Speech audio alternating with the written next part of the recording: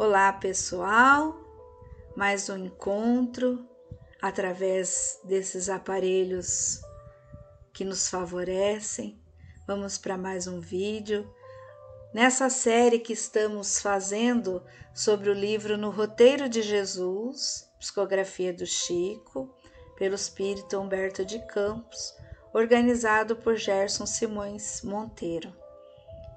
Então, você que tem nos acompanhado, nós estamos com essa série tão bacana que nos ajuda a fazer essas reflexões que o Mestre nos convida para o nosso melhoramento pessoal, para o nosso bem-estar, para alcançarmos a paz que tanto desejamos.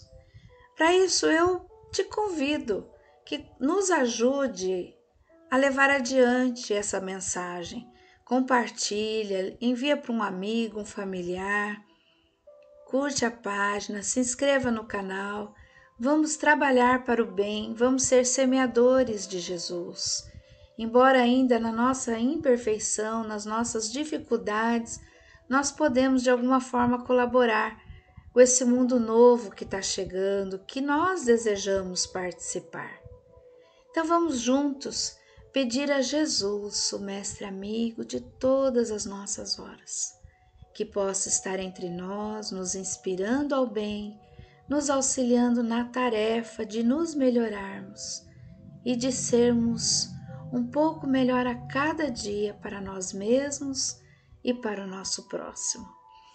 Hoje nós vamos falar do capítulo 8 desse livro fantástico, que se intitula A Escritura do Evangelho. Jesus, quando chegou no nosso planeta, ele trouxe para nós a mensagem do amor, da paternidade de Deus, da fraternidade entre os homens. E quando ele se reunia com seus amigos, exalava dele toda a ternura, toda a paz, toda a sabedoria que ele trazia. Era muito comum Jesus se encontrar com seus amigos na casinha minúscula de Pedro. Lá eles se sentiam aconchegados junto ao Mestre. E quando nós adentramos nessas histórias tão belas, parece que nos sentimos também ali sentados junto aos companheiros, ouvindo Jesus nos falar. Que possamos nos sentir assim, ouvir a sua mensagem, refletir sobre ela e tentar mudar em nós aquilo que já podemos, aquilo que já é possível. Então o capítulo começa quando Jesus recomendou a pregação da Boa Nova. Ele reuniu todos os seus amigos, dizendo a eles que era preciso levar a todo canto a mensagem do Pai.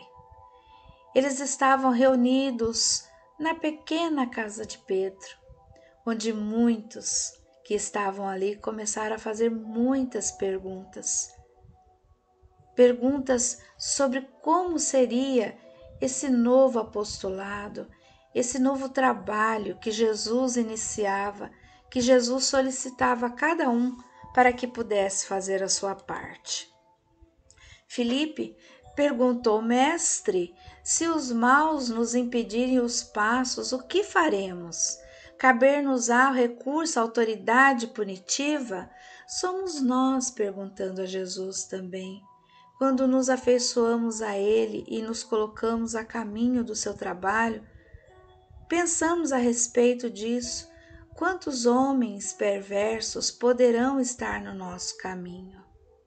Quantos vão querer nos impedir de transpor essas montanhas tão difíceis? O que nós poderemos fazer? Nós vamos procurar a justiça, procurar as autoridades para puni-los, para prendê-los, para se apartar de nós? Jesus responde para Filipe e para nós também. Nossa missão destina-se a converter a maldade em bondade, sombra em luz, ainda que semelhante transformação nos custe sacrifício e tempo.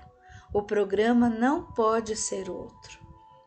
Diante da bondade do Mestre, dos seus ensinamentos, do que ele nos deixou, Não podemos conciliar a violência com aquilo que Jesus nos pede. Não podemos impedir que as pessoas cometam os seus erros, mas nós não podemos também compactuar com eles, agindo de forma idêntica, nos colocando na mesma condição. Não podemos gerar mais violência. Os conceitos são outros. Mudar o nosso rumo, o nosso caminho, significa sacrifício pessoal.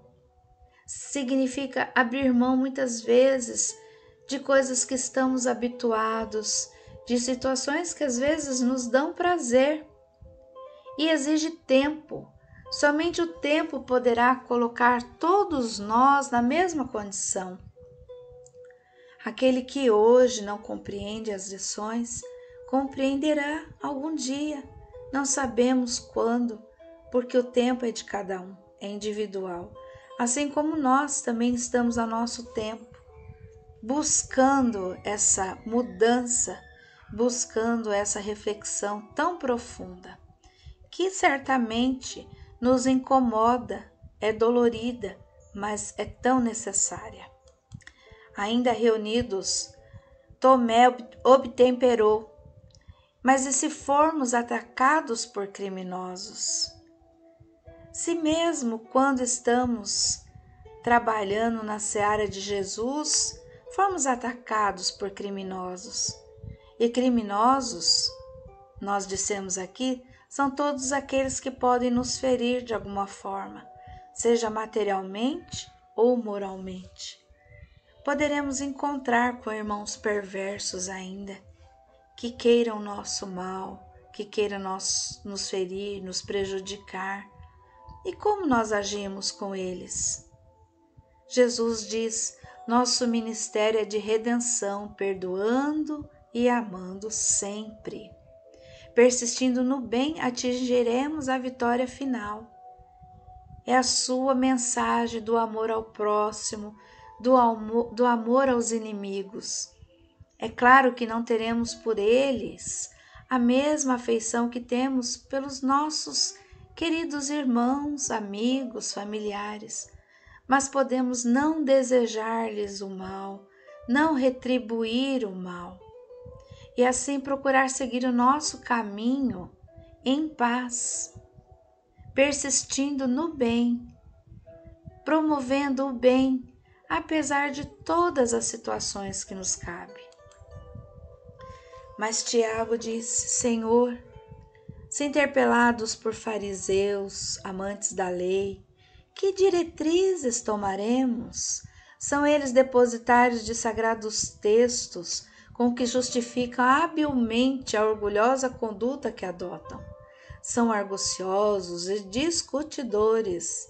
Dizem-se herdeiros dos profetas. Como agir se o novo reino determina a fraternidade isenta da tirania?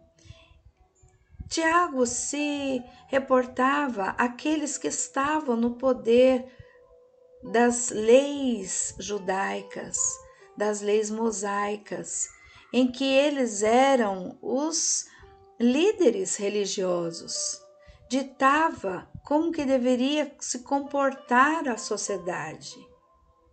E eles tinham os textos sagrados em que se baseavam nisso.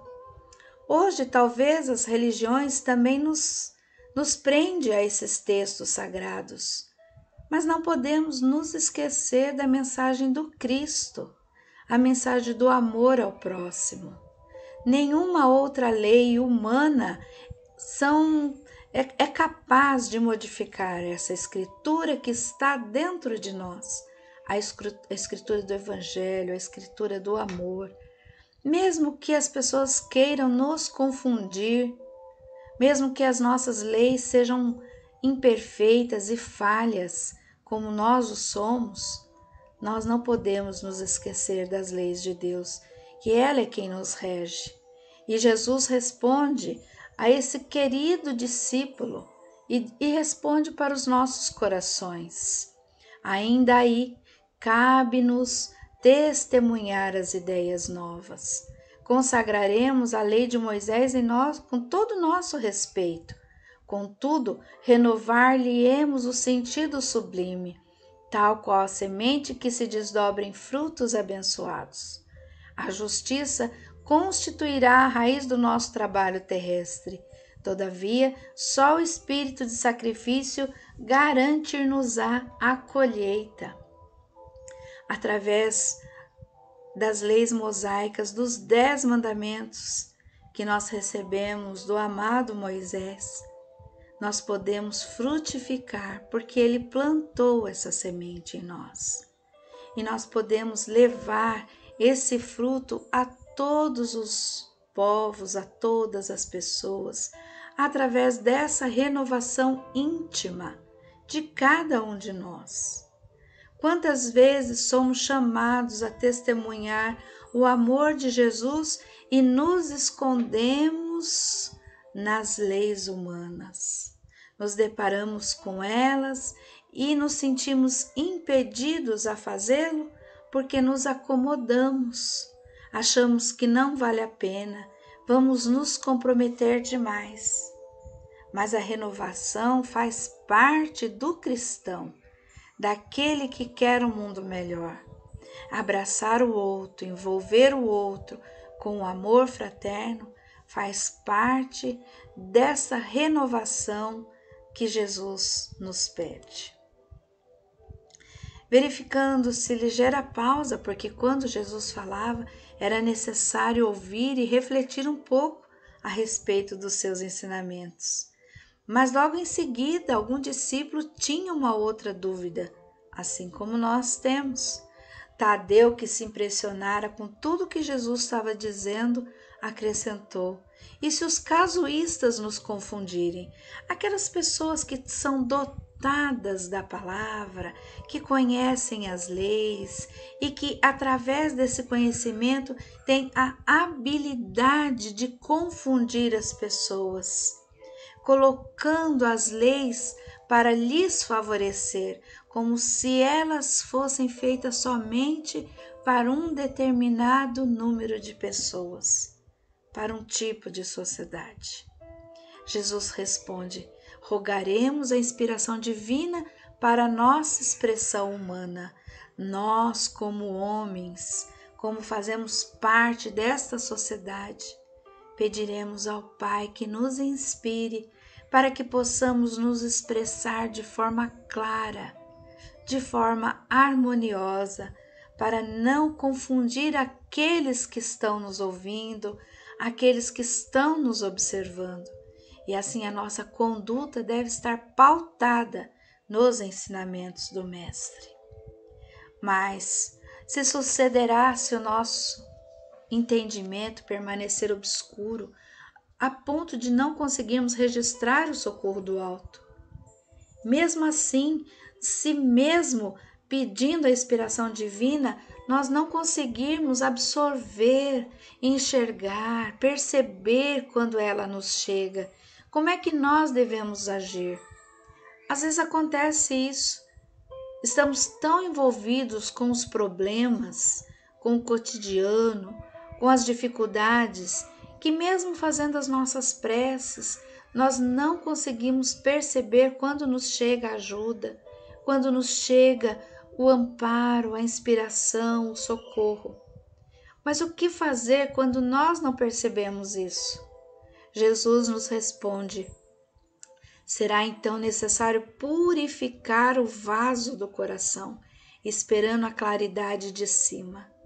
Precisamos nos higienizar do nosso medo, da nossa angústia, nos higienizar das nossas imperfeições, daquilo que nos machuca, limpar esse vaso interno para receber novas inspirações, para receber uma água pura que vá jorrar de nós, nos favorecendo e favorecendo aqueles que estão no nosso convívio.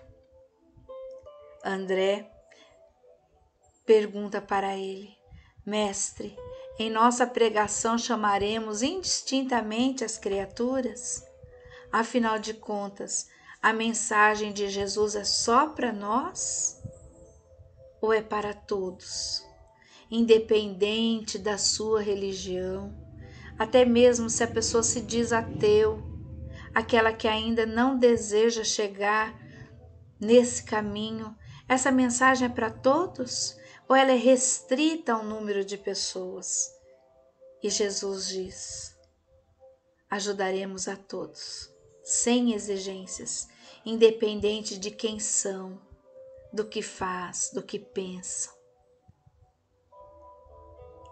Quando auxiliamos o irmão, estamos auxiliando a nós mesmos, independente de quem ele seja, independente das suas ações, independente do que, se nós concordamos ou não com aquilo que ele faz. O auxílio é para todos. Jesus é o pão da vida para todas as criaturas. E nós podemos oferecer esse pão aos nossos irmãos de caminhada, estejam eles em qualquer ponto desse caminho. É necessário oferecermos o amor do Cristo. Muitas vezes nossos irmãos se encontram equivocados no caminho, mas nem por isso eles deixam de ser os filhos de Deus, os nossos irmãos. E talvez esse que esteja equivocado é o que mais precisa do pão da vida. Senhor, interrogou Simão, o velho pescador, temos boa vontade, mas somos também fracos e pecadores. Pedro disse tudo. Muitas vezes a boa vontade nos chega, mas nos sentimos fracos porque somos mesmos imperfeitos. E ele ainda diz: e se cairmos na estrada? Se não conseguirmos, se perdermos, se nos sentirmos derrotados. E se muitas vezes ouvirmos as sugestões do mal, despertando depois nas teias do remorso. Quantas vezes caímos? Quantas vezes damos vazão a pensamentos equivocados, a atitudes errôneas? Quantas vezes, mesmo querendo acertar, mesmo tendo boa vontade, mesmo nos comprometendo a sermos melhores, nós nos vemos derrotados por nós mesmos. Nós nos vemos caídos, emaranhados nessa teia das tentações, das coisas que nos chegam, daquilo que instiga em nós aquele instinto primitivo de revidar, de dar uma resposta à altura àquele que nos fere, aquele que nos perturba. Quantas vezes agimos dessa forma? Quantas vezes caímos? E Jesus responde para Pedro, responde para nós. Levantar e prosseguir é o remédio. Vamos cair, já caímos e cairemos muitas vezes. Mas todas as vezes que estivermos no chão, devemos nos lembrar que Jesus pede para que nos levantemos e prosseguimos. Só assim poderemos medicar a nossa alma tão doente ainda. Se estamos caídos hoje, vamos nos erguer. É possível ainda nesse instante nos levantarmos e prosseguirmos. É a isso que estamos destinados. No entanto, o velho pescador teimou: se a nossa queda for tão desastrosa que impossibilite o reerguimento imediato. Às vezes a gente pensa isso: agora não tem volta. O que eu fiz não tem conserto. Agora eu vou ter que ficar desse jeito aqui, caído no caminho, envolvido pelas ações que eu cometi. É assim que muitas vezes nós nos sentimos, quando essa amargura cai no nosso coração, quando percebemos do equívoco que cometemos, que às vezes para nós, na nossa consciência, é tão grande que não conseguimos nem mesmo nos erguer. E Jesus diz para Pedro, diz para nós, todos os momentos, rearticularemos os braços desconjuntados. Vamos mexer, nem que seja um pouco. Remendaremos o coração em frangalhos e louvaremos o Pai pelas proveitosas lições que houvermos recolhido, seguindo adiante. Vamos remendar o coração, vamos fazer a costura onde se rasgou, vamos passar ali um remedinho, vamos nos movimentar, nem que seja nos arrastando, mas olhando para aquele momento da queda como um momento de aprendizado, uma lição, embora dolorosa, aprendida.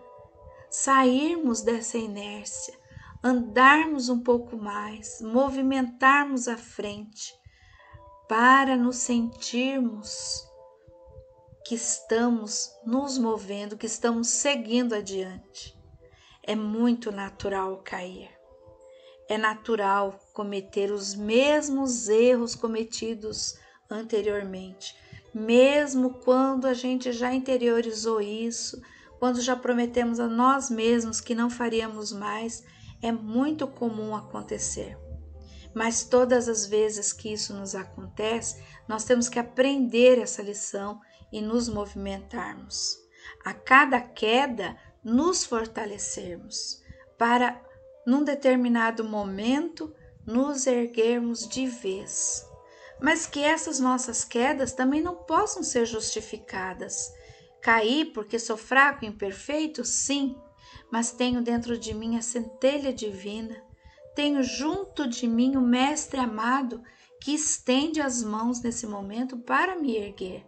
E eu tenho que aproveitar esta oportunidade bendita, única, e sair do mar de lama em que me coloquei, porque somos responsáveis por tudo que nos acontece. Ainda assim, João, prestando atenção nas lições e nas perguntas, ele interroga: e se os demônios nos atacarem? Se aqueles espíritos trevosos, nossos inimigos muitas vezes do nosso passado, pessoas que querem o nosso mal, que nos odeiam, que têm alguma coisa contra nós, nos atacar, como é que nós vamos reagir?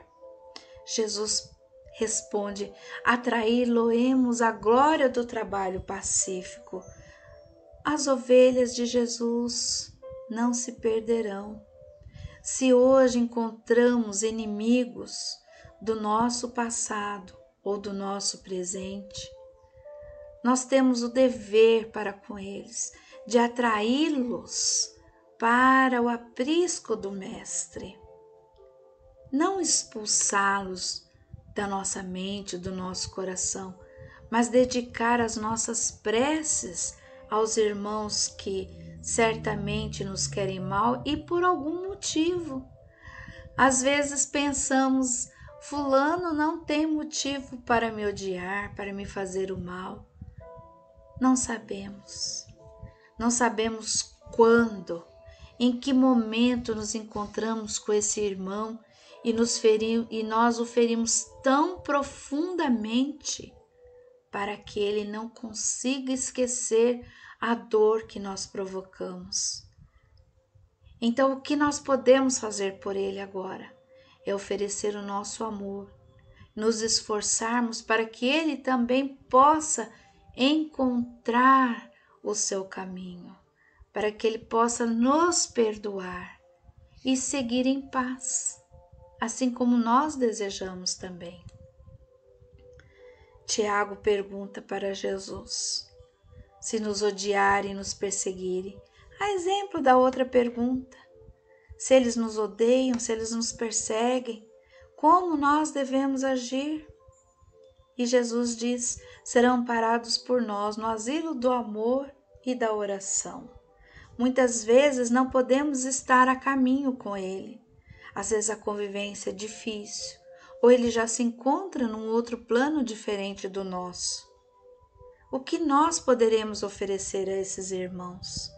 Trazê-los para o nosso coração, embora distantes fisicamente ou espiritualmente, colocarmos aqui dentro de nós como um ser querido que nós devemos aprender a amar e oferecer as nossas mais sinceras preces para que Deus, para que Jesus o ampare, o socorra e que nós, mesmo que ainda não consigamos amar como devíamos, que nós possamos agasalhá-lo no nosso coração para exercitar esse sentimento, até que um dia, em algum tempo que desconhecemos, podemos amá-lo como nosso irmão, como Jesus assim nos pede. E esses inimigos poderosos e inteligentes nos destruírem? Perguntou o filho de Queriote, Judas Iscariote, perguntando a Jesus: se esses inimigos forem inteligentes, mais inteligentes do que nós, e quiser nos destruir, se eles conseguirem nos destruir, será de repente encontrarmos alguém que queira nos destruir moralmente, fisicamente?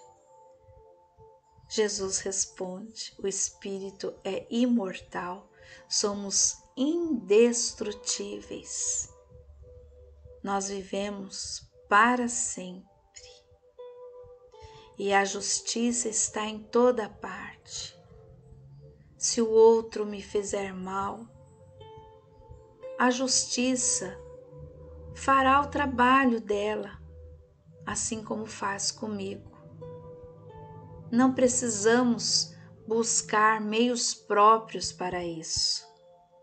O tempo faz esse trabalho, é da lei, ação e reação. Tudo que plantamos, colhemos. Todas as ações que fazemos, temos um retorno, é da lei. E nós somos indestrutíveis. O nosso corpo perece, como uma roupa que deixamos, mas a nossa essência, o nosso ser, continua em outros mundos, em outra situação, mas somos nós, espíritos infinitos, criados por Deus.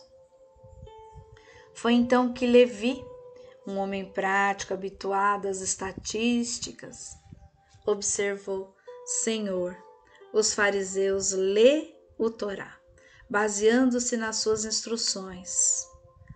O saduceu possui rolos preciosos a que recorre na propaganda dos princípios que abraça.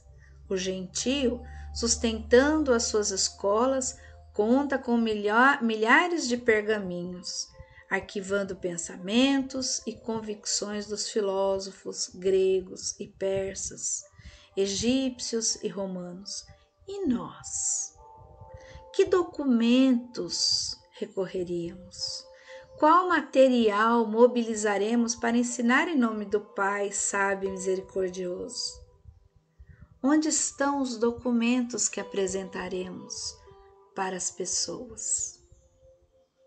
Onde estão os pergaminhos? E Jesus, falando para ele, diz: usaremos a palavra quando for necessário, sabendo, porém, que o verbo degradado estabelece o domínio das perturbações e das trevas. Valer-nos-emos dos caracteres escritos na extensão do reino do céu. No entanto, não ignoraremos que as praças do mundo exibem numerosos escribas de túnicas compridas, cujo pensamento escuro fortalece o império da incompreensão e da sombra. Utilizaremos, pois, todos os recursos humanos no apostolado, entendendo, contudo, que o material precioso de exposição da Boa Nova reside em nós mesmos. O próximo consultará a mensagem do Pai em nossa própria vida, através de nossos atos e palavras, resoluções e atitudes. O nosso documento é o Evangelho de Jesus. E um homem evangelizado é um homem transformado. Quando Jesus nos diz que se for necessário usaremos palavras, se for necessário diremos, usaremos o verbo, falaremos daquilo que conhecemos, mas só poderemos ser úteis, só poderemos transformar o outro através de nós mesmos, da nossa transformação e através dos nossos exemplos. Podemos dizer para o nosso filho muitas coisas, mas ele certamente seguirá aquilo que nós fizermos, porque ele observa os nossos atos. Assim, na nossa vida apostólica, junto a Jesus, o verbo será quando necessário, porque o documento do Evangelho em nós será a transformação das nossas atitudes em favor dos nossos irmãos. E assim, vendo a nossa transformação, o outro também se transformará. Quem não aprecia um bom exemplo? Quem não admira uma boa ação? Todos admiram. Por mais inferior que somos, sempre achamos bonito quando alguém faz uma coisa boa. E é essa atitude que nos transforma. Por isso nós, a caminho com Jesus, podemos nos esforçar para nos transformarmos e colocarmos essa transformação em ações boas, para exemplificar aquilo que já aprendemos.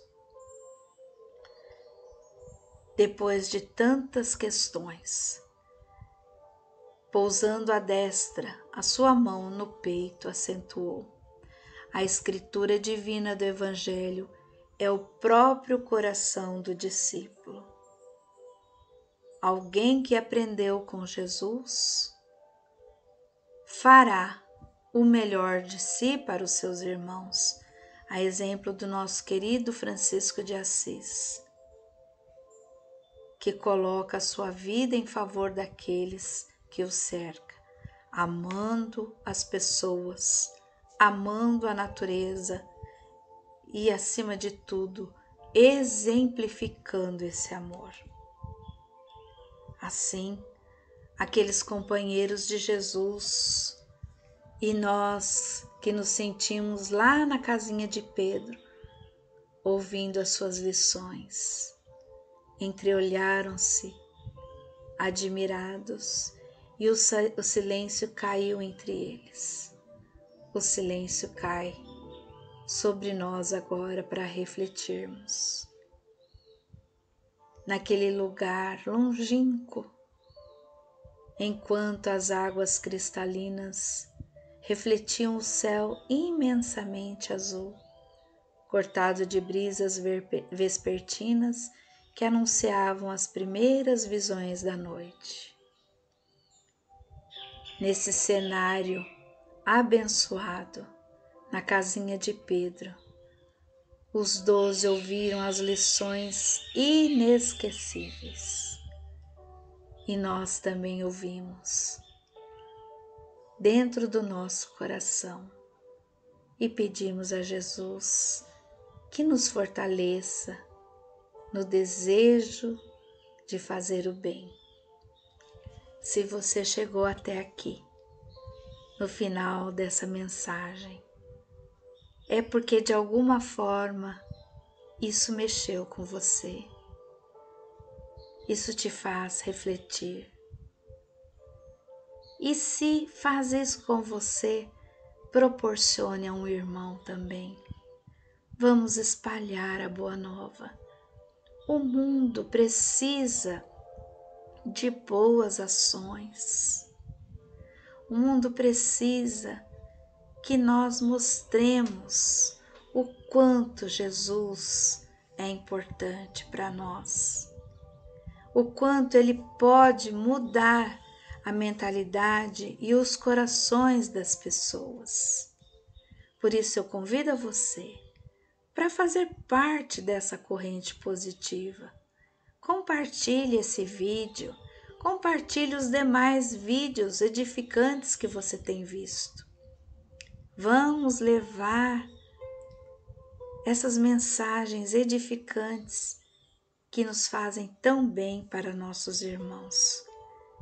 Que o Mestre amado adentre o seu lar, adentre o seu íntimo, o seu coração e ali permaneça para sempre.